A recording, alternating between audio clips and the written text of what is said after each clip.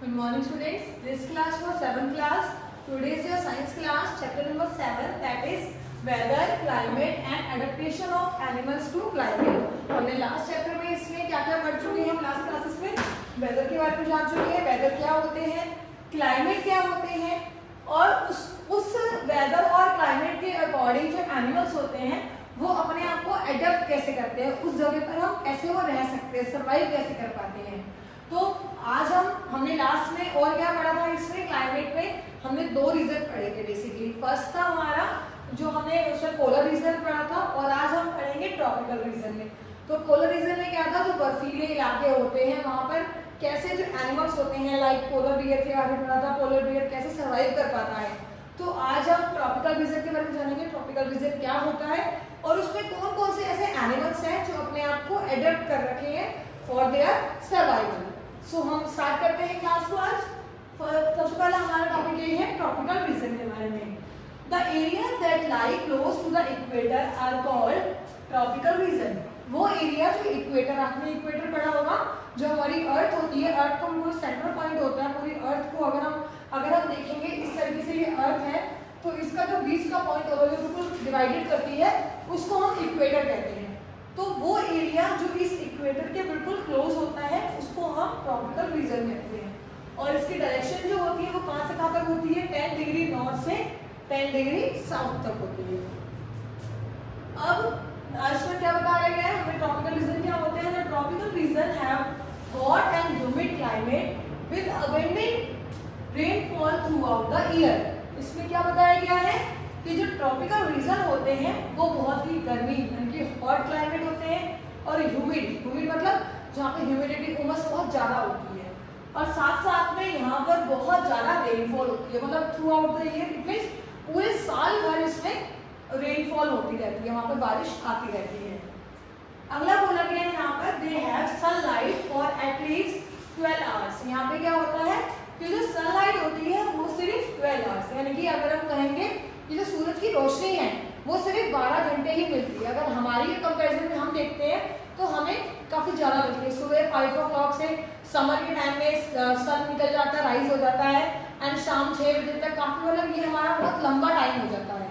तो इसमें क्या बोला गया है कि जो हमारा टाइम होता है, सनलाइट जो होती है वो 12 आवर्स तक रहती है। इसका मतलब क्या है कि days and night are almost equal in length throughout the year, यानी कि पूरे साल भर इसमें जो डे और नाइट होता है उनकी जो लेंथ होती है वो क्या होती है, सेम होती है।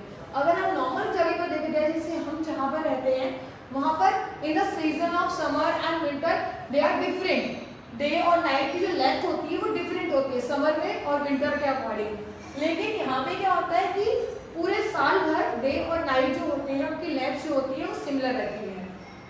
Tropical region have dense rain forest. जो ट्रॉपिकल रीजन होते हैं वो कौन से बोले जाते हैं, उनको डेंस यानी कि बहुत घने, रेन फॉरेस्ट यानी कि बहुत घने जंगल जहाँ पर बारिश होती रहती है। They are found in western Ghats and north eastern parts in India. India के वेस्टर्न घाट पे पाया जाता है, ये नॉर्थ ईस्टर्न पार्ट में पाया जाता है। साउथ ईस्ट एशिया, एशिया के साउथ ईस्ट में पाए जाते हैं। सेंट्रल अमेरिका में पाए जाते हैं, साउथ अमेरिका में पाए जाते हैं, सेंट्रल अफ्रीका में पाए जाते हैं and many island of Pacific ocean.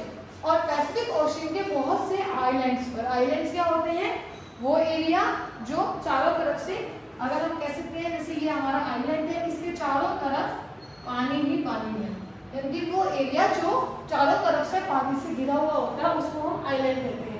तो इन जगहों पर भी हमारे ये डेंस फॉरेस्ट यानी कि ट्रॉपिकल रीजन पाए जाते हैं। अब हम पढ़ेंगे, हमने इसमें जान लिया कि ट्रॉपिकल रीजन क्या होते हैं, उसमें क्या क्या चीजें होती है, उसके फीचर्स क्या क्या है। अब हम इसके एनिमल्स के बारे में पढ़ेंगे कि यहाँ पर कौन से एनिमल्स होते हैं जो अपने आप को एडेप्ट कर पाते हैं। सबसे पहले हम पढ़ेंगे एलिफेंट के बारे में, यानी कि एडेप्टेशन इन एलिफेंट। एलिफेंट के अंदर क्या एडेप्टेशन आती है in the region of tropical. आपको पता भी है कि जो एलिफेंट होता है वो हमारा क्या होता है, एक जानवर है जो कि जाकर जंगलों में ही पाया जाता है। उसको बहुत ही कम लोग होते हैं जो उसको पालते हैं, तो अपने रीजन के लिए पालते हैं वो, लेकिन ज्यादातर जो एलिफेंट होता है वो जंगलों में पाया जाता है। तो हम यहाँ पर फॉरेस्ट की बात कर रहे हैं तो इस पर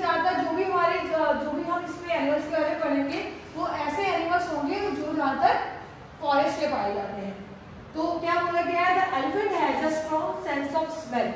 एलिफेंट की जो सेंस होती है, जो उसकी सेंस ऑफ स्मेल होती है, वो बहुत ज्यादा होती है, because it use its trunk as a nose. लेकिन क्योंकि जो उसकी ट्रंक होती है, जो सूंड होती है उसकी, वो उसको एज अ नोज की तरह लेता है, तो वो उससे क्या कर सकता है, बहुत जल्दी उसकी जो स्मेल होती है उसको बहुत तेज आती है, दूर दूर से उसको स्मेल आ जाती है कि अगर कोई शिकारी उसको मारने आ रहा है, या कोई जो उसका प्रे है, कोई भी उसका प्रीडेटर है, वो उसको अगर मारने आ रहा है शिकारी, तो वो उसको पहचान जाता है, तो वो कहीं छुप जाता है या उसको हार्म कर देता है, ताकि वो अपने आप को सरवाइव वहां पे कर सके।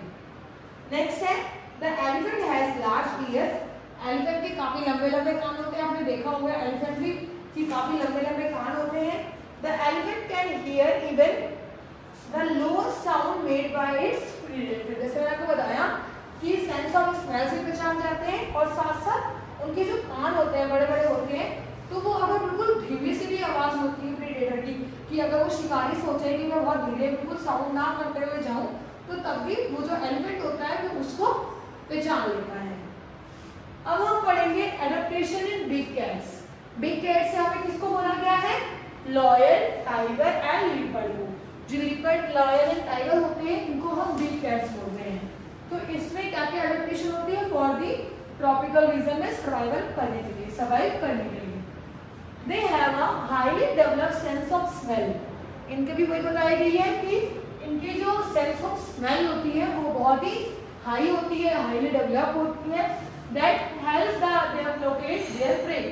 और इसका लेकिन इनके लिए उल्टा है ये चीज, कि वो अपने प्रे यानी कि अपने शिकार को, आपको पता होगा जो लॉयल, टाइगर, लीपर्ड टाइगर ये सारे कार्निवोरस होते हैं, यानी कि ये जानवरों को मार के खाते हैं।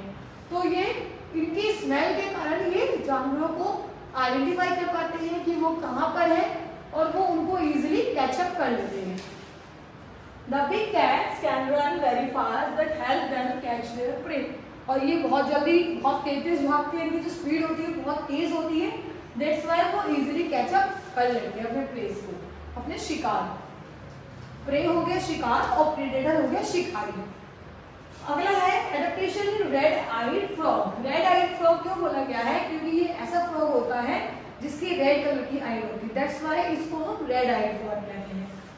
It has sticky pads on its feet that help it climb easily on the tree trunk on which it lives। ये कहाँ पर रहता है, ट्री के ट्रंक में रहता है, यानी कि जो ट्री का ट्रंक होता है उसमें रहता है, जो तना होता है मोटा उसमें रहता है, और इसके जो पैड होते हैं यानी कि फीट के नीचे का तला होता है वो काफी स्टिकी, स्टिकी मतलब चिपचिपा, जल्दी चिपकने वाला होता है। तो इसका हेल्प क्या मिलती है इसको, इस चीज से, इसके अंदर ये एडेप्टेशन आई कि उसने अपने पैरों को स्टिकी बना लिया, और उससे फायदा क्या हुआ, उसको क्या फायदा हुआ इस चीज से, कि उससे जो ट्री है उसमें ट्री पे वो फटाफट चढ़ जाएगा, यानी कि वो अगर उसके पैर चिपकने वाले नहीं होंगे तो वो चढ़ नहीं पाएगा, वो अगर चढ़ेगा तो नीचे गिर जाएगा। लेकिन उसके अंदर ये एडेप्टेशन आ गई कि उसने अपने पैरों को स्टिकी बना लिया, तो जिससे कि वो इजीली चढ़ जाता है, और जहां पर वो रहता है द ट्रंक ऑफ ट्री, तो वहां पर वो इजीली रह लेता है। नेक्स्ट है एडेप्टेशन इन टोकन। टोकन एक नया जानवर है, आपने पढ़ा भी होगा इसके बारे में, जीके में भी पढ़ा होगा, जीके में काफी चीजें होती है इस जानवर के बारे में। तो इसमें हमारा क्या एडेप्टेशन होती है, the long beak help to toucan to reach the fruit on such branches that are too weak to support it weight. यानी कि इसमें क्या बताया गया है, इसमें क्या एडेप्टेशन आती है कि इसकी जो लंबी बीक होती है, इसकी एडेप्टेशन क्या है हमारी, कि लंबी बीक, इससे हमें जो चोंच होती है वो इतनी लंबी होती है कि जितना इसका साइज होता है उसके बराबर उसकी चोंच होती है। तो उससे फायदा क्या मिलता है कि ये फ्रूट तक बहुत जल्दी पहुंच जाता है। जो जैसे मान लीजिए कुछ ऐसे फ्रूट्स हैं जो ब्रांचेस पे लटके हुए, जिनकी ब्रांचेस बहुत बिल्कुल वीक है, जिसमें कोई भी अगर एनिमल जो है वो बैठेगा तो ब्रांच टूट जाएगी। तो इसको फायदा ये मिलता है कि वो उस अपनी बीक से, लॉन्ग बीक से उस फ्रूट तक पहुंच जाता है इजीली, और उसको खा लेता है ताकि वो सर्वाइव कर सके। नेक्स्ट है adaptation in lion tail macaque. Macaque भी एक न्यू एनिमल है, आपने पढ़ा होगा इसके बारे में पहले, कि लॉयन टेल, उसकी लॉयन की टेल होती है, मतलब उसका जो स्ट्रक्चर होता है शरीर का वो लॉयन की तरह होता है। उसकी पूंछ अगर पीछे से वो इसको देखेगा तो ऐसे ही समझेगा कि वो लॉयन है, और आगे से उसके वाइट से पूरी पूरा माउथ जो होता है वो वाइट फर से कवर होता है। It is able to get sufficient food on the tree, वो ट्री से ही ज्यादातर सारे फूड जो ले लेता है। It really come down on the ground and spend a major part of it life on the tree. क्योंकि अगर हम बात करेंगे फॉर एनिमल्स कि उनको सर्वाइवल के लिए किस चीज की जरूरत होती है, तो उनको बेसिकली खाने की जरूरत होती है, तो वो खाना खा पाएंगे। अगर उनको खाना मिल रहा है तो उनको किसी चीज की जरूरत नहीं होगी। तो यहाँ पर यही बोला गया है कि जो वो खाना लेते हैं, जो फूड लेते हैं, वो ट्री से ही ले लेते हैं, जिससे फायदा क्या होता है कि वो कभी भी पेड़ के नीचे, पेड़ से नीचे ग्राउंड पर आते ही नहीं है, ताकि वो इजिली काम वहाँ पे कर सके। वो अपना जो टाइम है वो ज्यादातर पेड़ पे ही बिताते, नीचे आते ही नहीं है। तो ये उनका क्या है, एडेप्टेशन है कि उन्होंने अपने जो खाना पीना है वो अपने आसपास ही कर लिया है। लास्ट है हमारा एडेप्टेशन इन मंकी, कि मंकी आपने देखा होगा, मंकी सबके बारे में बताइए, बंदर के बारे में। इसमें क्या होता है, monkey is well adapted for tropical region. Monkey जो होते हैं वो बहुत अच्छे होते हैं ट्रॉपिकल रीजन के लिए, वेल एडेप्टेड होते हैं। कैसे होते हैं, their hands and feet are such that they can easily hold on the branches of tree.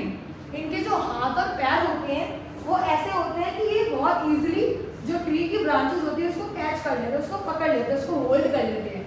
आपने देखा होगा अगर ट्री जो बंदर होता है वो कैसे फटाफट ब्रांचेस, मतलब ट्री को पार कर करके, फॉरेस्ट में है तो वो ट्री को पार करते करते कितना दूर निकल जाता है, उसको जमीन पे वो आता ही नहीं है। तो ये उसकी एडेप्टेशन है, क्योंकि हम फॉरेस्ट की बात कर रहे हैं, घने फॉरेस्ट की, तो वहाँ पर बहुत सारी ब्रांचेस होगी, तो वो इजिली वहाँ पे मूव कर सकता है। तो ये आज हमने पढ़ा है ट्रॉपिकल रीजन के बारे में। इसके साथ आपका चैप्टर भी कंप्लीट होता है। आई होप सो आपको ट्रॉपिकल रीजन और यहाँ के जो एनिमल सर्वाइव कर पाते हैं, इनके अंदर क्या क्या एडेप्टेशन है वो आपको समझ आएगी। ओके, तो आपको यही रिवाइज करना है। ओके स्टूडेंट्स, तो हम यही इसको आपको यही रिवाइज करना है, आप इसी को अच्छे से होमवर्क में करेंगे। Okay, thank you.